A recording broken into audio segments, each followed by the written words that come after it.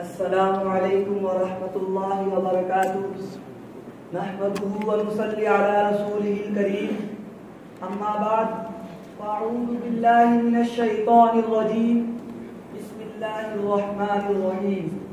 لقد كان لكم في رسول الله اسوة حسنة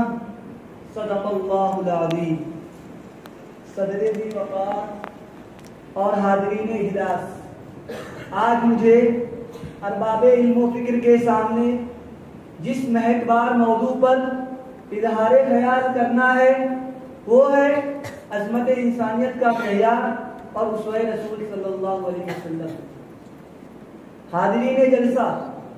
زمانے میں کتنے ہی انقلابات آئے اور وقت کی طوفانی ہواؤں میں گم ہو گئے، کتنے ہی اصلاح کرنے والے صفحے ہستی پر ابھرے اور تاریخ کے نہا خانوں میں کھو گئے، کتنے ہی منشور و نظام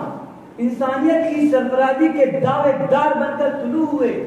مگر سرابوں کے گردبان میں ان کے گروپ ہونے کا منظر نہایت ہی عبرتناک تھا۔ یہ شرط فقط آقائے مدنی کے لازوال اسوہ کردار ہی کو حاصل ہے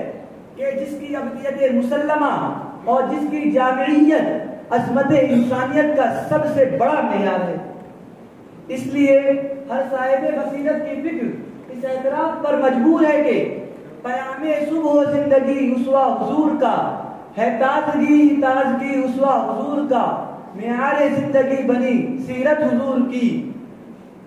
دنیا کی آرزو یہی، عقبا کی جستجو یہی، عظمت رہے حیات کی اسوہ حضور کا۔ محترم سامعین،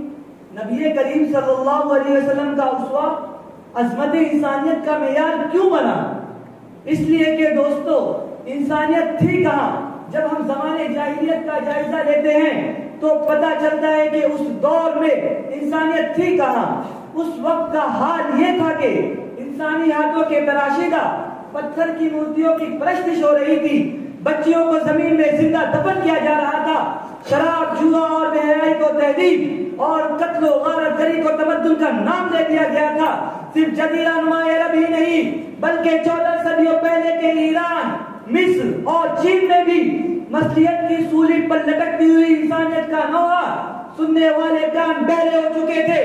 ایسے پرآشوب ماحول میں فاران کی چوٹیوں سے ابھرنے والے ماتاب نبوت کی کنوں نے انسانیت کو نئی زندگی بخشی۔ محترم سامعین، آقائے مدنی صلی اللہ علیہ وسلم نے غمزدوں کو زندگی کا شعور بخشا، بے بسوں کو سہارا دیا، زندہ دفن کی جانے والی بچوں کو زندگی بخشی،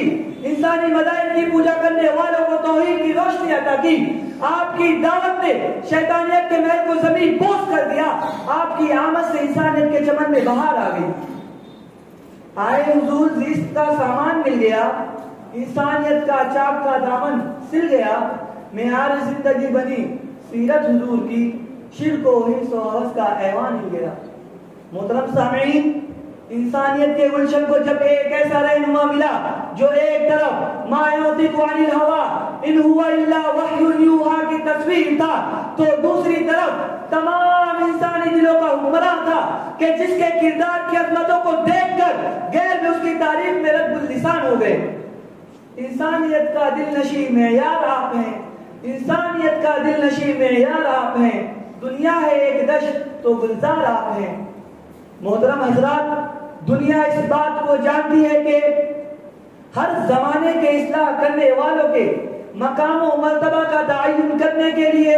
عظمت انسانیت کے معیار کو پیش نظر رکھنا پڑتا ہے، مگر قربان جائیے میرے آقا و مولا پر کہ آپ کا اسوہ لازوال اس بلندی کو چھو رہا ہے جہاں انسانی ذہنوں کی تخلیق کے تمام معیار ہم توڑ دیتے ہیں، اور آپ کی سیرت و کردار کے آئینے میں عظمت انسانیت کا انچیلنج معیار وجود میں آتا ہے، جس کے اول بھی آپ ہیں اور آخر بھی آپ ہیں۔ تجھ سے پہلے کا جو ماضی ہے ہزاروں کا صحیح، تجھ سے پہلے کا جو ماضی ہے ہزاروں کا صحیح، تا اب کے جو فردا ہے وہ تنہا تیرا۔ جناب صدر اور معزز سامعین، آئیے چند لمحوں کے لیے حدیث اور سیرت کی کتابوں کے ایوان میں سیر کرتے چلے اور عظمت انسانیت کے سب سے بڑے پاسدار اور معیار کی رفتوں اور بلندیوں پر نظر ڈالتے چلے، جس کے عدل و انصاف کا عالم یہ ہے کہ گے. ایک امیر خاتون کی چوری کی سزا معاف کروانے کے لیے آنے والوں کو یہ کہہ کر لاجواب کر دیتے ہیں, لو ان فاطمہ بنت محمد سرقت لقطعت یدها, اگر اس کی جگہ محمد کی بیٹی فاطمہ بھی چوری کرتی تو میں اس کا بھی ہاتھ قلم کر دیتا. آپ کی انسانی حقوق کی پاسداری کا عالم یہ تھا کہ حجۃ الوداع کے موقع پر جو لفظ بھی منہ سے نکلا وہ تاریخ کے اوراق کا اعزاز بن گیا. حجۃ الوداع کے خطبہ عالیہ نے نیو اسلامک ورلڈ آرڈر کی بنیاد رکھ دی. آپ کی رحمت و شفقت کی معراج عظمیٰ یہ ہے کہ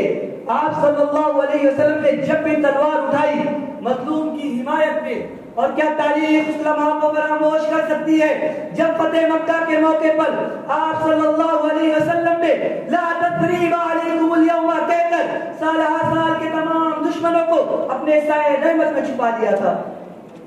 سامعین نظام,